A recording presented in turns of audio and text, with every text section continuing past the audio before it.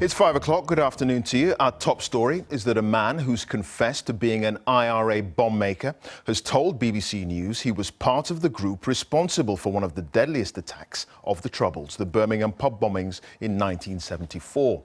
Now, Michael Hayes says he was an active volunteer on the night of the attacks when 21 people were killed and more than 180 others were injured.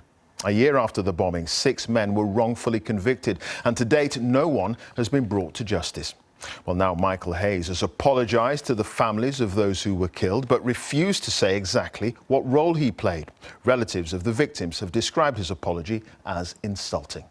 Well, our Ireland correspondent Chris Buckler is in Belfast for us now. Chris, this is a turn-up for the books in a long and complicated saga in this case. Yeah, the Birmingham pub bombings were, of course, one of the most notorious attacks ever committed in Britain during those long years of the Troubles. It also led to one of the most infamous miscarriages of justice. 6 men who became known as the Birmingham Six were convicted before those convictions were overturned.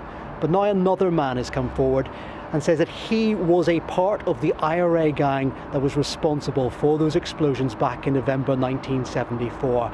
Explosions that caused 21 deaths. And while he apologised, it is likely the relatives are going to be angry when they hear some of the contents of this interview, particularly as he won't say what role he played in those attacks. The bombs were left in the heart of Birmingham on a Thursday night, placed in pubs to cause destruction and create terror.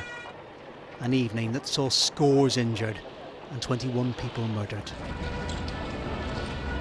Now, 4 decades on, a man has finally admitted that he was part of the IRA group responsible for the bombing. I was a participant in the IRA's activities in Birmingham. How clear can I make it? Did you plant the bombs?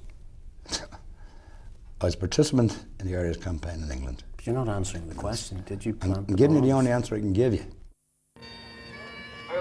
Mick Hayes is a known Irish Republican. He took part in this funeral for a hunger striker in the 1970s, and he admits to having been an IRA bomb maker. But he repeatedly refused to say what role he played in the bombing of Birmingham. Although he told BBC Northern Ireland he took collective responsibility for it. I apologise for all active Republicans who had no intention of hurting anybody and sympathise with you. And the relatives, again, the relatives will say that you have blood on your hands. I know they will say that. And from their point of view, I can justify that. I don't shirk my responsibility in that direction. A group of men were charged and found guilty of the bombing, but it was a famous miscarriage of justice. And the convictions of the men who became known as the Birmingham Six were eventually overturned. For 16 and a half years, we've been used as political scapegoats. New inquests are being held into the deaths of the 21 people killed. But many relatives have always made clear that they want prosecutions, not apologies. You've murdered 21 people and all you've got is sorry? What about I did it, I'm handing myself in? That might help. An apology.